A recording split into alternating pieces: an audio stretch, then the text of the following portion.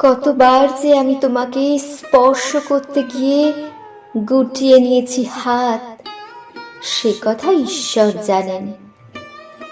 তোমাকে ভালোবাসার কথা বলতে গিয়েও কতবার যে আমি সে কথা বলিনি, সে কথা আমার ঈশ্বর জানেন।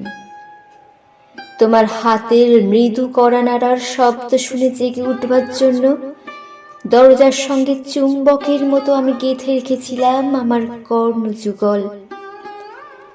তুমি এসে আমাকে ডেকে বলবে, এই ওঠো, আমি আমি আর আমি এই কি শুনলাম, এই মতো উল্লাসে নিজেকে নিক্ষেপ করব তোমার উদ্দেশ্যে। কতবার যে এরকম একটি দৃশ্যের কথা আমি মনে মনে কল্পনা করেছি, সে কথা আমার ঈশ্বর জানেন। আমার চুল পেকেছে তোমার জন্য, আমার গায়ে জ্বর এসেছে তোমার জন্য।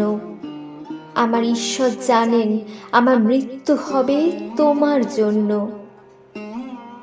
তারপর অনেক দিন পর একদিন তুমিও জানবে আমি জন্মেছিলাম তোমার জন্য, শুধু তোমার জন্য।